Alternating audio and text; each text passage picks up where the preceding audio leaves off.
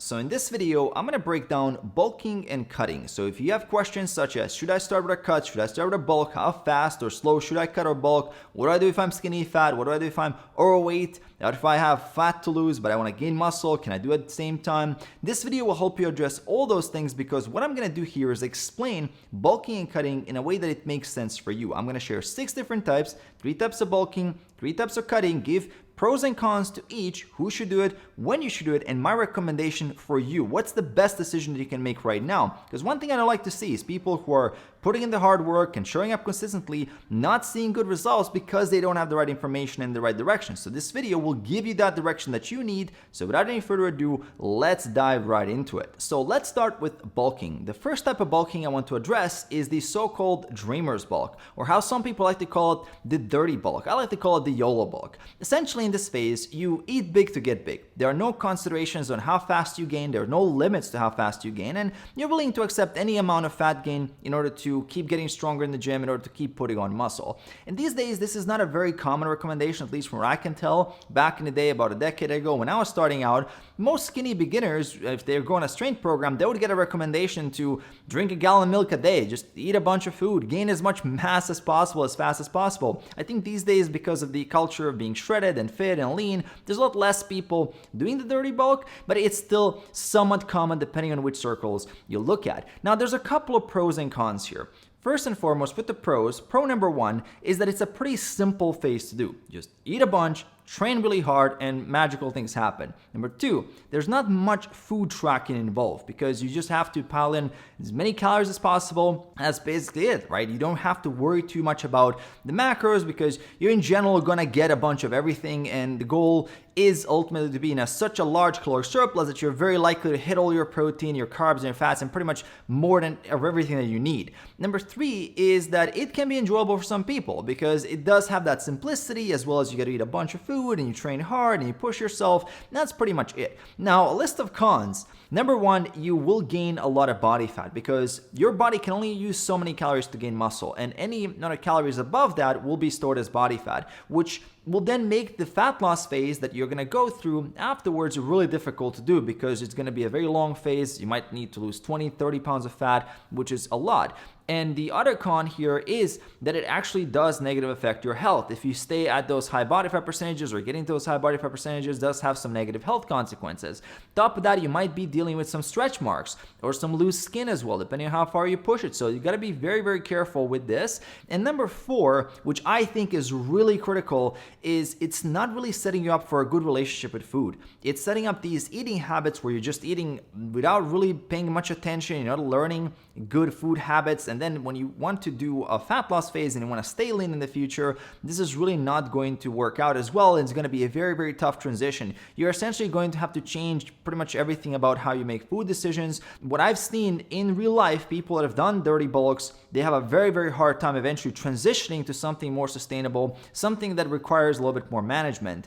Now, do I recommend a dirty bulk for anybody? Well, I can't think of a person that should do a dirty bulk if your goal is physique. So if your goal is to be between 10 and 15% body fat, have a lean, fit body, I don't think dirty bulking is for you. Now, I can see it being an effect for someone potentially who is, for medical reasons, looking to gain as much weight as possible, as fast as possible, or someone looking to move up in a weight class in different sports or whatever. But for a physique purpose, I don't see how you could do a dirty bulk and not have to deal with all these negative consequences. I don't think it's actually worth it for you. Now, the second type of bulking I want to address is the so-called classic bulk, or how some people like to call it also the traditional bulk. With a classic bulk, now you're actually putting a limit to how much weight you want to put on each month in order to control for that unnecessary fat gain. So your goal here is to gain between 1% to 1.5% of your body weight per month. So if you're someone who's 160 pounds, that's 1.6 to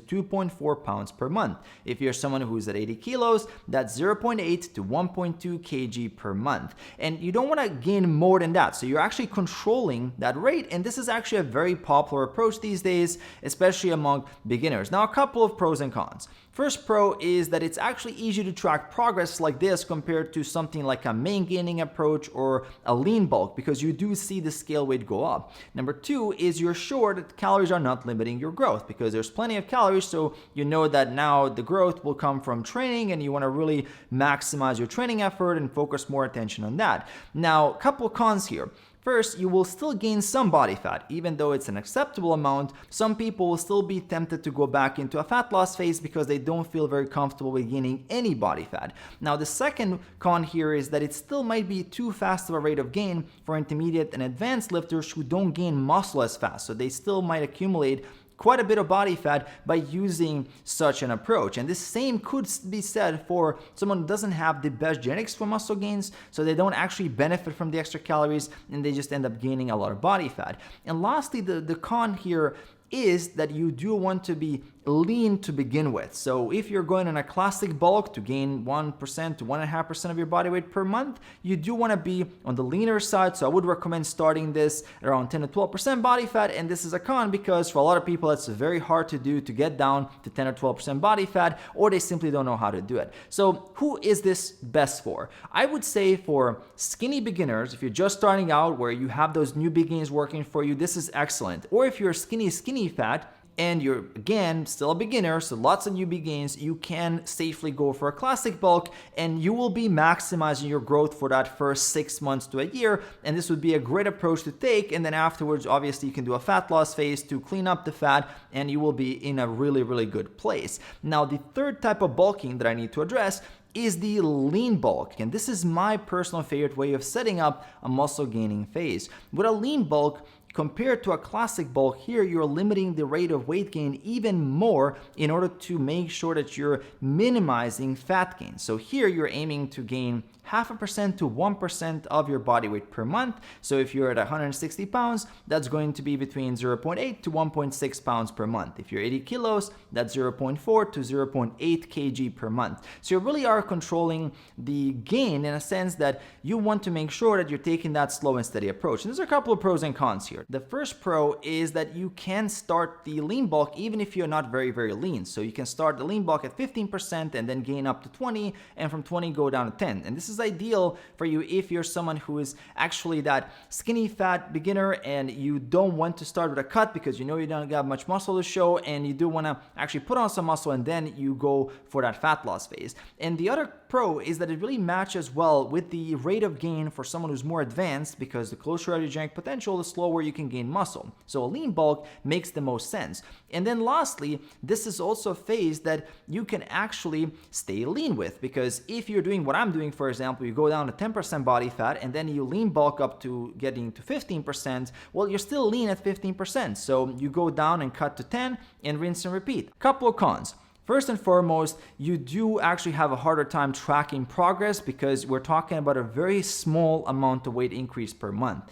And if you're looking at a pound or half a kilo a month, I mean, it gets pretty tricky because a couple of glasses of water, a little bit more or less salt, sweating a little bit more or less, water weight changes can really skew the data a lot. So you have to pay more attention to what's going on in the gym. You have to pay attention to tape measurements. You have to really be diligent with tracking to make sure that you're actually making progress and that you're not really just getting stuck.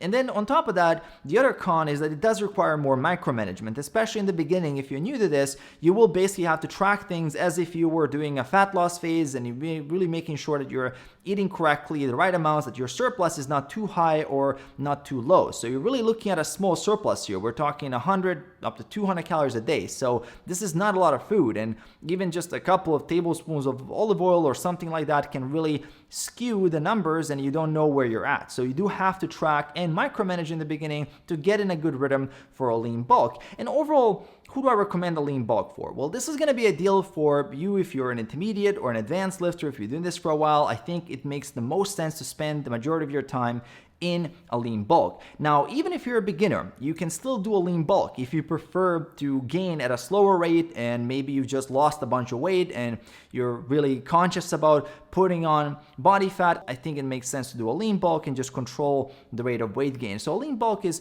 sort of a universal approach that I personally love to do and something that I do recommend. I'll do to a lot of my clients, and this is something that you do want to learn how to do, and it's going to be challenging, but it does pay off in the long run. So now that we got bulking out of the way, let's talk cutting. And there's 3 types of cutting that I want to cover. And before we dive into this one, please do me a favor and destroy that like button below the video for some extra gains. I heard rumors that the harder you hit the like button, the more gains you make as well. So do make sure to do that right now. Now moving into cutting, the first type of cutting we need to talk about is the aggressive cut. So what is an aggressive cut? Well, an aggressive cut is when you're aiming to lose between 1% and 1.5% of your body weight per week. So in numbers, this means that if you're 200 pounds, you're aiming to lose between 2 to 3 pounds per week or even higher than that. Or if you're someone who is 100 kilos, that means you're losing 1 kilo to 1.5 kilos per week. So that's your target. Now there's a couple of pros and cons here. With the pros being that you see results much quicker because the weight is just melting off, and of course that can be very motivating, which is the second pro,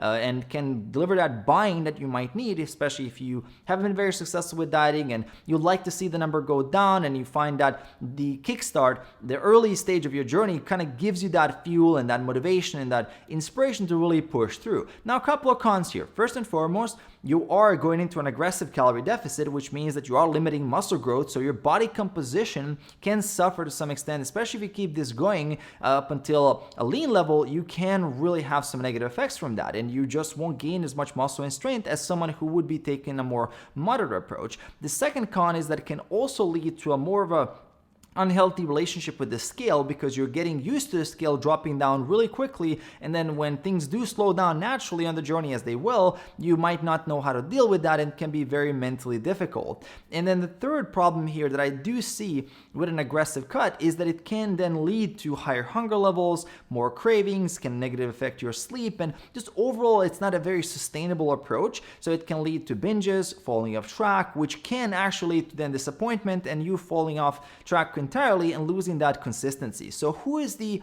aggressive cut for? Well, I'd say it is really for those who are at a higher body fat percentage. So if you're at 25% or 30, 35, 40% body fat and you want to get those early wins, I do think it makes sense to run an aggressive fat loss for 6 to 8 weeks, get rid of a whole bunch of weight, and then plan to transition into something more balanced. Either do a diet break and then a balanced approach, or just switch directly to something a bit more balanced and something more sustainable as a rate of fat loss that will eventually bring you to your goal weight. Now, the second type of cutting here that is actually appropriate for most people is what I would call a balanced fat loss. And this is one where you're really optimizing the rate of fat loss to match sort of the ideal sweet spot. When I say balanced fat loss, I mean losing between 0.5% to 1% of your body weight per week. So if you're someone who is at 200 pounds, that means losing between 1 to 2 pounds per week. Or if you're someone at 100 kilos, that's between 0.5 kilo to 1 kilo per week.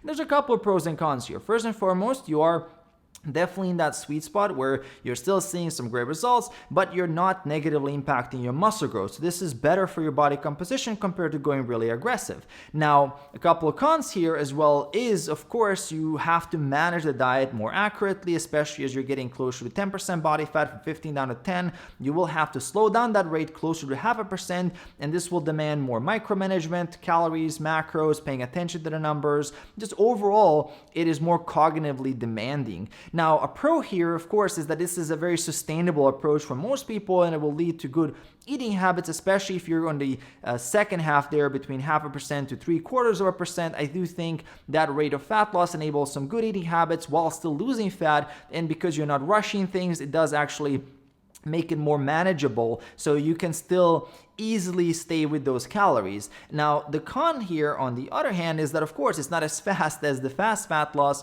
which of course for some people can bother them, so it really does teach you patience. Now, who do I think a classic fat loss approach is for? Well, this is for a majority of people. If you're someone who's at 20%, 25%, you want to get lean, you want to get down to 12 or 10% body fat, this is it. This is the approach you want to take. And I do think that within that 0.5% to 1%, you can find whichever way you want to go about it that is more sustainable for you. So some weeks might be closer to 1%, some weeks might be closer to 0.5%. As long as you understand that when you hit 15% and you're going below that, you do want to take a bit of a slower approach, because at that point you do want to protect your muscle mass, and the amount of calories you do get to eat is going to be lower in general, so you don't want to be risking going too fast where at a point you start sacrificing consistency. Now, there's another type of cutting that I have to mention here, that's the third type, which is doing a mini cut. A mini cut is an aggressive fat loss phase that lasts for 4 to 6 weeks, and it's typically paired up with lean bulking. The way I like to do it is I start my lean bulk around 10% body fat,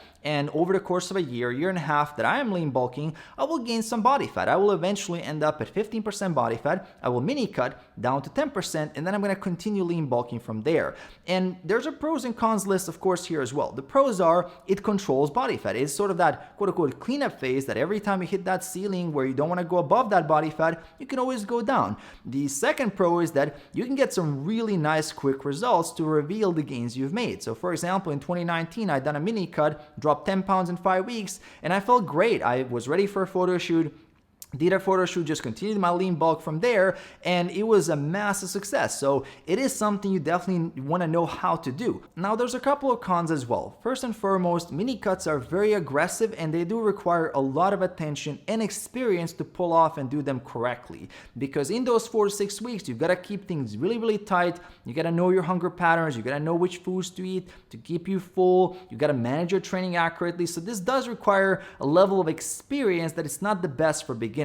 The second con is that a lot of people will end up abusing mini cuts, and so they're essentially going to go from those YOLO bulks to mini cuts. They don't control their bulks, so they have to mini cut too frequently, which breaks their momentum, which is not a good thing. Now, overall, as a natural lifter, for most of these phases, everything I mentioned in this video, you want to be spending the majority of your time eventually lean bulking. This is where it's at. You want to be in a slight caloric surplus, focusing on gaining strength, gaining muscle, improving your physique, and then revealing that physique either with a kind of classic cut or a mini cut where you really show the gains you've made. So the majority of your year, 10 months out of the year, you should be spending in a slight caloric surplus. Now you got to get to a point where this is even possible. So if you're someone who is carrying a ton of body fat right now, well, it makes sense to clean up a little bit, do a classic cut or do that phase that will get you that 10 to 12% or 10 to 15%. And from there, you can now go into those lean bulks. And this is how you're going to maximize your gains long term. If you're getting caught up in perma-cutting,